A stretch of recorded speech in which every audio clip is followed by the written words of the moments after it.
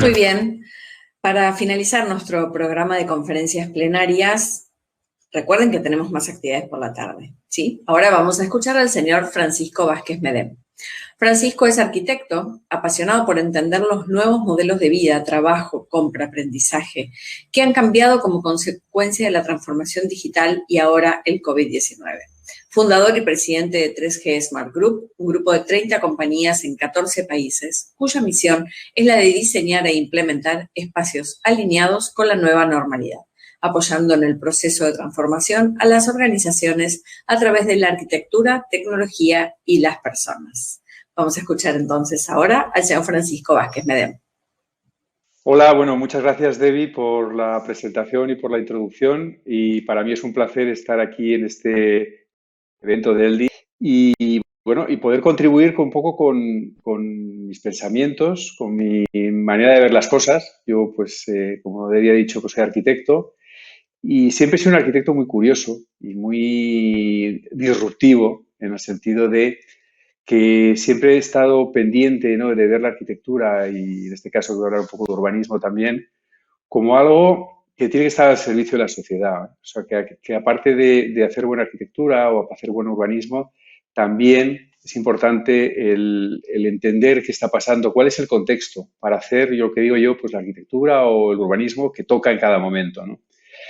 Estamos viviendo, no te os tengo que decir, un momento muy apasionante. De hecho, pues bueno, pues hay muchos titulares como la de mi conferencia de hoy, pues qué va a pasar el post-COVID, ¿no? ¿Qué es lo que va a pasar a medio plazo o a corto plazo en el mundo, ¿no?, como consecuencia de esta pandemia que desde luego nos ha revolucionado a todos, tanto a nivel personal como a nivel organizaciones, incluso como a nivel gobiernos. Y yo creo que nos ha hecho pensar muchas cosas, nos ha hecho realmente reflexionar sobre muchos aspectos que de alguna manera a lo mejor llevábamos con una cierta inercia haciendo de una determinada manera desde hace mucho tiempo, ¿no? Entonces es una magnífica oportunidad, es un punto de inflexión en el mundo, en la vida, y os voy a compartir con vosotros mi visión sobre qué va a pasar, ¿no?, mirando la bola de cristal, ¿no?, un poco de qué va a pasar sobre las ciudades post-COVID y cuál va a ser el impacto en el desarrollo inmobiliario. Haciendo un poco de historia, lógicamente las ciudades surgen principalmente, quitando las ciudades clásicas, ¿no?, pues surgen a partir del final de la Edad Media como lugares de mercado, como lugares donde los artesanos empezaron a reunir, se empezó a crear la nueva burguesía en Europa, ¿no? Y luego, con la industrialización, pues fue el gran éxodo a las ciudades, porque las ciudades era realmente donde estaban las nuevas industrias, donde la gente de alguna manera encontraba su trabajo y salían del campo en busca de trabajos en las ciudades. Eso es la masiva a las grandes, la creación ya de las grandes ciudades. Y también en aquella época hubo muchísimo urbanismo de calidad, ¿no? Hubo muchísimo cuestionamiento sobre cómo serían las ciudades, cómo deberían de ser, cómo podían ser de alguna manera socialmente más respetuosas con las personas. Y entonces aparecen conceptos como la ciudad jardín inglesa que tenían ideas muy actuales ahora mismo, pues de cómo mezclar la naturaleza con la urbe, realmente el crear ciudades alrededor de ciudades más principales, ciudades satélite, donde un poco había de todo, ¿no? Y son conceptos que ahora estamos viendo pues con cosas como la ciudad de 15 minutos de París o como algunos conceptos que estamos oyendo, ¿no? Desgraciadamente, a partir de esas reflexiones de urbanismo moderno que hubo sobre todo a principios del siglo XX, ¿no? La pena es que el desarrollo se produjo muy en el entorno, la ciudad fue un entorno muy ligado al desarrollo del capitalismo, ¿no?, al desarrollo, digamos, de la inversión privada, de la venta. Y esas ciudades satélite que todos queríamos o que algunas se hicieron en Inglaterra, pues se convirtieron realmente en grandes suburbios dormitorio, ¿no? Y era la ciudad que alojaba gente que venía en los años 60, años 70, gente que venía del campo y que la alojaba en megatorres o megaespacios, ¿no?, de suburbios dormitorio, que eran eso, eran lugares donde dormir y por la mañana levantarse pronto e ir al trabajo. Si os fijáis, el fenómeno del trabajo ha sido precisamente en esa época, se ha mantenido hasta nuestros días casi. O sea, realmente no es una fábrica. Con la llegada de las oficinas, con la llegada de las empresas de servicios, con la llegada de las partes administrativas de la industria, ¿no? Con la época de los servicios, pues también se producía exactamente lo mismo. O sea, nos levantamos por la mañana en ciudades dormitorios, lo que pasa es que en lugar de una fábrica íbamos a otra, casi otro tipo de fábrica, que era un edificio de oficinas, ¿no? Con lo cual, se desarrolló un urbanismo basado en la centralidad, basado en grandes infraestructuras muy ligadas al coche también, muy ligadas a hacer rentables esas infraestructuras, con lo cual había que ir a la verticalidad, con lo cual había que en el downtown crear grandes concentraciones de personas para que esas infraestructuras fueran fiables. Como decía antes, también todo basado muy en el coche, todo basado mucho en el comercio también, ciudad como elemento de sucesión de escaparates, ¿no? Donde se producía la venta y se producía el intercambio también. Las ciudades estaban concebidas absolutamente en torno a eso que llamo yo el fenómeno del trabajo, ¿no? O sea, era un trabajo pues muy parecido al de la época industrial, con una serie con un presencialismo y unos horarios muy marcados, ¿no? Eso generaba hasta hace muy poquito, ¿no? Y todavía puede que existan algunas ciudades, pues grandes atascos, mucho tráfico y mucho tiempo perdido en desplazamientos. ¿Qué ha hecho la pandemia? Pues bueno, la pandemia yo creo que ha hecho evidente algo que realmente ya era posible, ya estábamos, ya podíamos hacerlo desde los años 2012, 2013, en el que la tecnología ya permitía realizar el trabajo desde cualquier lugar, la tecnología ya nos permitía conectarnos desde cualquier lugar y además nos permitía comprar en online, comprar de otra manera, ¿no? Entonces, esa transformación digital de la que se está hablando de los años 2010, 2012, hace ya casi una década o más de una década, es la que realmente cambió nuestras vidas. O sea, nos daba la posibilidad, de cambiar nuestras vidas. Algunas de las personas se acogieron ya en ese momento a ese cambio y empezaron a trabajar de una manera distinta, a trabajar desde cualquier lugar, a trabajar de una manera flexible y a tener unas vidas mucho más flexibles o más respetuosas con nuestro tiempo, ¿no? Lo que ha hecho la pandemia básicamente es, primero, la tecnología que hemos utilizado es la tecnología que había desde hace ya unos años. O sea, no hemos usado nueva tecnología. Esta parte de vídeo, las conexiones por vídeo, el trabajar en la nube es algo que estaba ya ahí. Por eso se ha podido, precisamente, durante la pandemia, el seguir con la actividad, el seguir trabajando sin ningún tipo de problemas. Bueno, con más que los problemas, lógicamente, de estar en una pandemia, con todos los problemas sanitarios y problemas de obligatoriedad del modelo, ¿no? Pero bueno, pese a esta obligatoriedad y pese a esta situación tan trágica, ¿no? de confinamiento, de trabajo remoto generalizado, pero bueno, ha servido para romper muchos esquemas. Yo creo que ha servido para romper primero un esquema a nivel personal, que hemos sentido y hemos vivido cómo realmente éramos capaces de hacer muchas más cosas de manera remota de las que hacíamos a nivel presencial. Y también hemos disfrutado de una cierta libertad de tiempo y de flexibilidad de tiempo y de conciliación. En algunos casos, a lo mejor, quizás excesiva, si estábamos en casa pues con pareja, con niños, atendiendo tareas, ¿no? Pero creo que ha sido muy útil para acelerar ese proceso nuevo, como decía antes, de transformación digital. La transformación digital y el empuje final que ha dado la pandemia, después de esa reflexión personal y la reflexión de las compañías, que también se han roto muchas barreras culturales, nos está llevando de una manera generalizada a un modelo flexible, ¿vale? A un modelo que va a combinar lo mejor del trabajo flexible, del trabajo remoto, con lo mejor del trabajo presencial, en un conjunto, en un modelo híbrido en el que trabajaremos buscando siempre el lugar más adecuado para realizar nuestra actividad. El trabajo flexible, que es una realidad que se está implantando ya en un gran número de compañías, si no todas, y se implantará de diferente manera, con diferente recorrido, pero es ya algo imparable. tanto por las compañías como por las personas que ya no conciben otra manera de trabajar, otra manera de gestionar su tiempo, ¿no? Entonces, ante eso, ese trabajo que antes nos ordenaba, nos estructuraba la semana, además, nos definía cuándo teníamos ocio, cuándo no teníamos ocio, cuándo teníamos que trabajar, pues ahora aparece esa flexibilidad que conduce a lo que se denomina vida flexible. ¿Qué es la vida flexible? Pues la vida flexible es un modelo de vida más rico en el que somos dueños de nuestro tiempo, en el que realmente gestionamos el tiempo de trabajo y gestionamos el tiempo de ocio, el tiempo familiar, el tiempo de conciliación y somos capaces, digamos, de tener una mayor libertad sin tantas ataduras y que es algo que, si viene una demanda de generaciones nuevas, hoy día es ya algo absolutamente extendido a todas las generaciones. Esto genera una menor movilidad, o sea, esto va a generar una capacidad de no tener que desplazarse todos los días.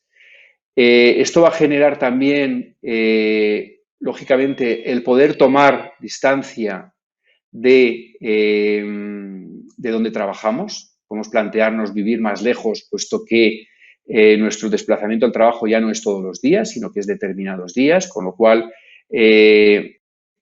eso ya, de hecho, en efectos en la ciudad y sobre todo en el sector residencial de momento, está produciendo la búsqueda por parte de las personas de lugares más alejados de lo que es el centro de la ciudad, de lo que es el lugar donde están las sedes corporativas y buscando además también un mayor contacto con la naturaleza. O sea, buscando también mayor contacto con la naturaleza y buscando que en el entorno cercano a nuestra residencia tengamos la zona comercial, tengamos espacios de ocio y tengamos un poco en lo que se comentaba antes del concepto de París, por ejemplo, de la ciudad de 15 minutos, ¿no? Con lo cual, frente a la tendencia centralizadora que hemos vivido durante todos estos años, ahora se está produciendo claramente una descentralización, una ciudad, una escapada hacia la periferia, ¿vale? De otra manera distinta, no buscando precios más baratos, que también, lógicamente, hay oportunidades, sino que es lo que se buscaba con las ciudades de dormitorio, sino buscando una mejor calidad de vida, y buscando un mejor contacto con la naturaleza en estos modelos que ya hablaba antes de conectado con la ciudad-jardín. Hablamos también de los conceptos como ciudad-región, ¿no? Hablamos ya no de ciudades, sino de regiones, es alrededor de otras ciudades, ¿vale? Se os está hablando ya del concepto de ciudad-región. Se están dando posibilidades a que determinadas ciudades que no eran, de alguna manera, tan importantes históricamente, tengan oportunidades de un desarrollo a través de la especialización. Realmente las ciudades ahora mismo tienen que definir una identidad. O sea, creo que las ciudades históricamente no han trasladado esa identidad. Eran ciudades que lo que hacían era aglomerar gente para una mayor eficacia en la que entraban el trabajo y que se concentraban en las sedes corporativas. Para ahora buscar ciudad-destino. O sea, que las ciudades están empezando a competir como lugar de destino, como lugar con una identidad y con un propósito, convertir ciudad-región, conectadas con la naturaleza, por supuesto, como parte de la naturaleza, con lo cual, creación de superlugares es un poco en el concepto en el que se están viendo el urbanismo evolucionar en estos últimos años, puesto que esto no era normal, y ahora relanzado con el COVID, ¿no? Eso, claro, eso lleva a una reflexión en el sentido de qué ocurre con el downtown, ¿no? ¿Qué ocurre con el centro histórico de las ciudades, que, como el caso de Buenos Aires, por ejemplo, pareciera que queda desierto, pareciera que queda vacío de contenido, ¿no? Entonces, ahí hay una tarea muy buena y muy interesante para arquitectos y urbanistas, que es de qué manera resignificar los espacios históricos, de qué manera conseguir que esos espacios que además tienen una historia, tienen un significado, o sea, realmente dotarles de un significado actual, dotarles de un uso actual y realmente generar, como decía antes, ciudades y centros de las ciudades con un propósito, con un sentido, con una historia detrás, con un storytelling que cuente y que atraiga al talento y que atraiga a las personas a querer desplazarse. Realmente lo que está pasando es que estamos tomando comodidad sobre nuestra forma de vida, queremos mejorar nuestra forma de vida, tratamos de buscar en el sector residencial mejores lugares para vivir. Como decía antes, conectados con la naturaleza, es un gran cambio que se ha producido y que además esos lugares, nos tienen que dar un buen motivo para salir de ellos y desplazarnos. Algo que antes hacíamos prácticamente en automático, ¿no? Entonces, esa especialización y ese cambio en la movilidad también, puesto que la movilidad aparece ya mucho más a nivel local, no tanto a nivel regional, puesto que la movilidad se reduce. Y luego, bueno, pues conceptos como la mezcla de sectores también, el sector hospitality con el sector residencial, con el sector comercial, o sea, de qué manera se están generando tipologías, como habréis hablado, como habéis conocido, ¿no? De co-living, co-housing, espacios donde se mezcla el trabajo con la convivencia, en la que buscamos además, es muy importante el concepto de comunidad, el concepto comentaba, de contenido que tiene da igual que sea un espacio residencial, que sea incluso un centro comercial. Un centro comercial, cuando hay que hacer todas mis operaciones o casi todas mis operaciones online de lo que es la compra, para lo que fueron concebidos los centros comerciales, que primero lo fueron concebidos además como lugares donde había una gran superficie de alimentación y luego ya pasaron a otras tipologías en las que se fomentaba el ocio. ¿Por qué? Porque ya la mayor parte del e-commerce podemos hacerlo, entonces se tienen que resignificar también esos centros comerciales, tienen que tener un para qué y un por qué para que consiga que la gente se quiera desplazar allí. Entonces el ocio, lógicamente, es uno de los aspectos que se estaban potenciando ya. Y luego también aparecen nuevas oportunidades, porque este nuevo concepto de vida, de libertad de horarios, nos hace que probablemente no tengamos que ir exclusivamente el ocio y la compra se produzca exclusivamente los sábados y domingos, sino que realmente se puede producir en otros momentos de la semana, podamos extender nuestro horario de ocio a otras horas de otros días, con lo cual, por un lado, los centros comerciales, los lugares de ocio tienen una mayor posibilidad de horarios, pero lo importante es que estos espacios, que el espacio comunique, como decía antes, que el espacio atraiga, que el espacio tenga un contenido, que realmente me merezca la pena el coger el coche, el coger el transporte e ir a otro lugar, ¿no? Algo que antes hacíamos por obligación, tanto para ir a trabajar a las sedes corporativas como para hacer la compra o como para hacer el ocio. Ahora tenemos todo en casa, o podemos tener todo en casa, desde la parte de compra online a la parte de trabajo, incluso la parte de ocio con todos los programas, con toda la parte de televisión. Y entonces, yo creo que esa es la clave de las tensiones que se están produciendo en las ciudades actuales, ¿no? Y, bueno, pues yo lo resumiría de la siguiente manera. Resumiría en el sentido de que, por un lado, el cambio de paradigma de vida, de una vida flexible a una vida, de una vida flexible a una vida ligada en torno al trabajo, eso nos genera una posible alejamiento con respecto a los lugares de trabajo, porque puedo hacer mucho trabajo desde la casa. Descentralización genera una tensión también de mejora del mundo residencial, de posibilidad también incluso en España se está produciendo, por ejemplo, una repoblación de los pueblos rurales que en algún momento fueron abandonados. Pues ahora mismo se están iniciativas para que cada pueblo, cada ciudad de pequeño tamaño está buscando su identidad para atraer desde generar pequeños Silicon Valleys a lugares especializados en artistas o buscar ese contenido que pueda hacer que mi ciudad, mi pueblo, mi lugar genere una comunidad que atraiga, ¿no? Entonces, es un momento muy interesante porque yo creo que tenemos que poner en el diseño de las ciudades a la persona en el centro. Tenemos que poner de verdad a la persona en el centro, ver que realmente podemos mejorar la vida de las personas, ver también cómo podemos impactar positivamente no solamente en las personas y en la sociedad, ¿no? a través de una mejor conciliación, sino que además ver también modelos más sostenibles, lógicamente un modelo en el que los commuting, los desplazamientos se reducen considerablemente, está más conectado y está más ligado a la sostenibilidad, a la reducción de emisiones a la atmósfera, la reducción también de sedes corporativas, la reducción también de lugares de trabajo masivos también va conectado con la sostenibilidad.